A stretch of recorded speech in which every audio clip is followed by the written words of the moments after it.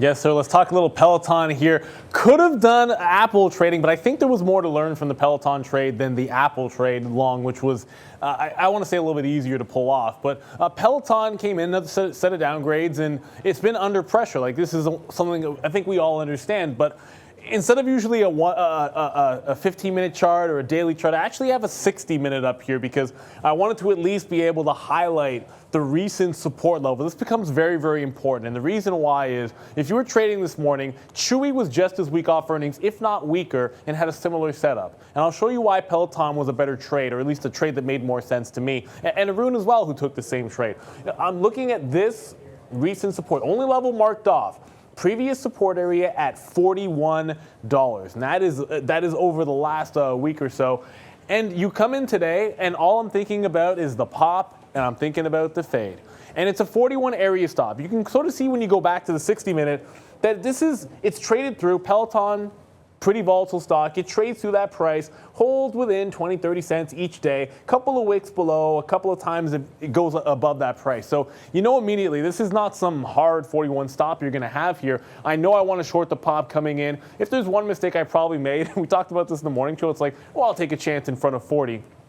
I probably didn't need to get 10% of the position there. I could have certainly just waited for it to get up right into that range. We get to that 40-50, I get in, I wait for the failure. This is the sort of key. It actually tries to break 41 even, and then my last entry is on the way back down. That's when I get the last of my shares. Usually it's your biggest entry size. The way I like to think about it here is, minimum, you're trying to get half your position on the way back down at the top, or leaving your last entry for about half so that you have your best overall price. Again, there's a million ways you can do that. But then I'm thinking first level of profit is pre-market consolidation here.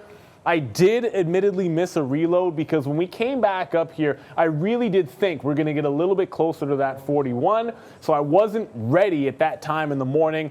And this is a consequence. If you're ever trading multiple symbols, right, this is the opportunity cost of doing so because you're not honed in to be able to just catch that turn at 40.25. If you're in 4 or 5 positions at once, and you have to understand that sometimes you will miss that because you were waiting for that price area, whether you set alert, whether you have an order out there. But if you're focused on one stock, you cannot be missing that reload. I come back and think same exit point here, 394. At all times, I'm thinking short any kind of a pop back into my range, so I'm taking profit off of those lows.